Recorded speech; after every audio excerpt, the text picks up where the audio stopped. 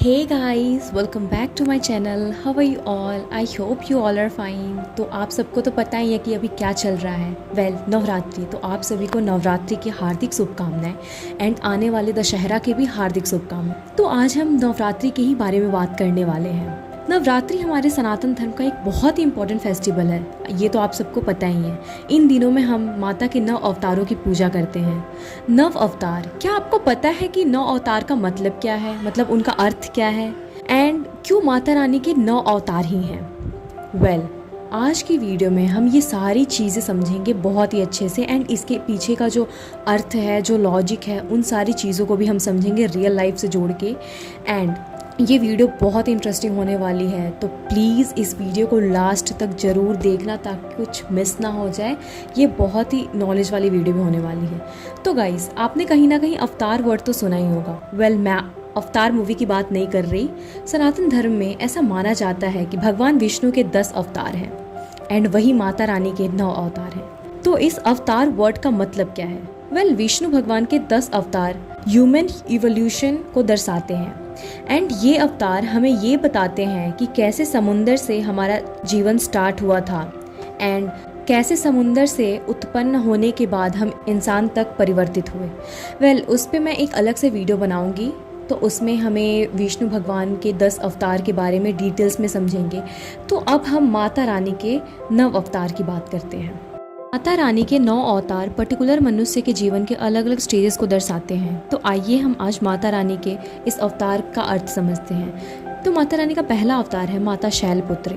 शैलपुत्री का मतलब होता है डॉटर ऑफ माउंटेन, मतलब पर्वत की पुत्री।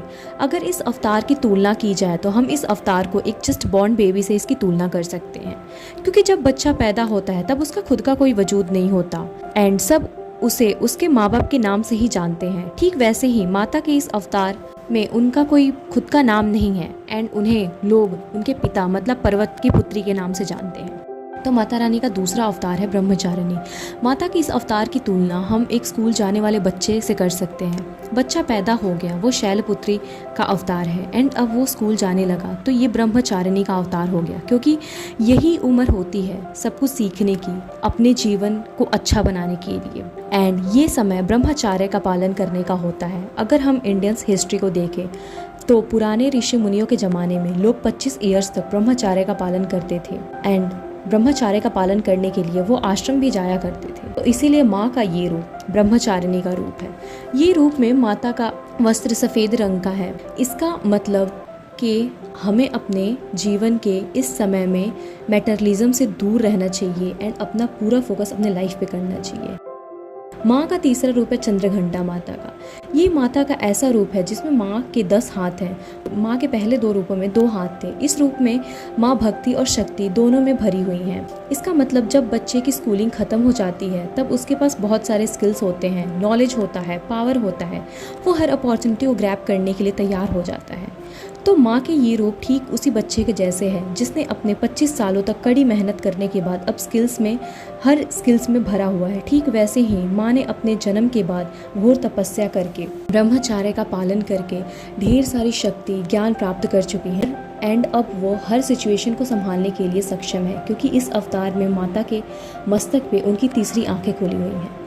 माँ का चौथा रूप है कुष्मांडा। अगर आप कुष्मांडा शब्द का हिंदी में अर्थ देखें तो कु का मतलब होता है छोटा, ऊष्मा का मतलब होता है ऊर्जा और अंडा का मतलब आपको बताने की जरूरत नहीं है। तो माँ के इस रूप की तुलना हम एक प्रेग्नेंट वुमेन से कर सकते हैं, क्योंकि ऐसा माना जाता है कि जब कुछ भी नहीं था तो माँ ने इसी स्वरूप से ब्रह्मांड की रचना की थी एंड इस रूप को अगर आप देखें तो माँ के हाथों में मटका है एंड मटका हमारे कथाओं में, पौराणिक कथाओं में बहुत बार ऐसा सुना गया है कि उसमें से बच्चे की उत्पत्ति हुई है एंड इस मटके में, जो माँ के हाथ में मटका है, उस मटके में शहद और अमृत होता है। इसीलिए माँ के इस अवतार को प्रेग्नेंट वुमेन के एनर्जी के सिंबल की तरह देखते हैं, जो एक नई जीवन को उपजने वाली है।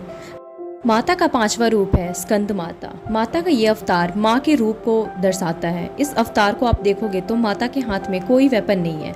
स्कंद भगवान जी हैं, वो भी बाल रूप में। तो इसका अर्थ है कि इस अवतार में माता जी ममतामयी हैं, उनका पूरा ध्यान अपने बालक पे है। ठीक वैसे ही जैसे एक माँ अपने बच्चे को लेके ममतामयी होती है, और इसीलिए माता के इस रूप को स्कंद माता बोला जाता है एंड गॉडेस ऑफ मदरहुड भी बोला जाता है।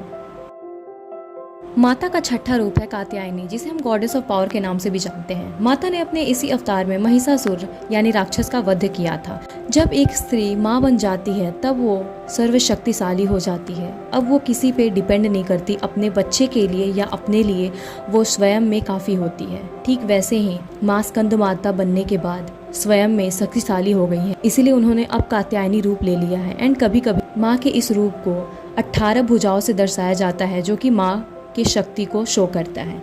माँ का 7वां रूप है कालरात्रि यानी काली। कालरात्रि का मतलब काल को निगल जाने वाली होता है। माता का ये सबसे रौद्र रूप है। इस रूप में माँ का क्रोध इतना है कि क्रोध को रोकने के लिए स्वयं शिव जी को आना पड़ा था। इससे ये पता चलता है कि अगर स्त्री अपने बच्चे के लिए ममतामयी हो सकती है तो वही स्त्री जरूरत पड़ने पे रौद्र रूप भी ले सकती है। माँ का ये अवतार स्त्री का सबसे विक्रांत रूप है। माँ का 8वां रूप है महागौरी। ये रूप माता का सबसे कंप्लीट रूप है, इसलिए आप देखते हो सप्तमी के बाद माँ की पूजा बहुत ही तीव्र हो जाती है। एंड सप्तमी, अष्टमी और नवमी सबसे इम्पोर्टेंट भी माना जाता है, जहाँ पे माँ ने कात्यायनी और कालरात्रि का रूप दिखाया। एट द सेम टाइम माँ ने ये भी बताया है कि वो शांत और सौम्यता पे भी चल सकती हैं, और वही रूप माता का महागौरी रूप है। माँ का ये अवतार एक स्त्री का फैमिली टाइम को शो करता है, क्योंकि इस अवतार में माँ अपने पति शिव और बच्चों के साथ दिखती है। माता का 9वां अवतार है सिद्धिदात्री। माँ का ये आखिरी अवतार है जिसमें माँ ने अपने लाइफ के सारे सिचुएशन से गुजर चुकी हैं। इस रूप को हम एक बुजुर्ग औरत से तुलना कर सकते हैं, जो कि लाइफ के सारी चीज़ों को एक्सपीरियंस कर चुकी हैं। एंड उन्हीं एक्सपीरियंस से वो अपने आने वाले जनरेशन को धर्मा के रास्ते पे चलना सिखाएंगी, जैसे कि हमारी नानी या फिर हमारी दादियाँ। माता का ये रूप अत्यंत धन्यवान रूप है। जैसे कि हम अपने दादाजी या दादी या नानी से कुछ भी मांगते हैं, वो दिल खोल के हमें जो चीज़ें हम मांगते हैं वो दे देते हैं। तो गाइस, ये थे 9 दुर्गा के 9 अवतारों के अर्थ। वेल, आप सभी को अगर ये वीडियो अच्छी लगी हो तो वीडियो को लाइक ज़रूर करना एंड चैनल को सब्सक्राइब ज़रूर करना। मुझे आपके सपोर्ट की बहुत ज़रूरत है।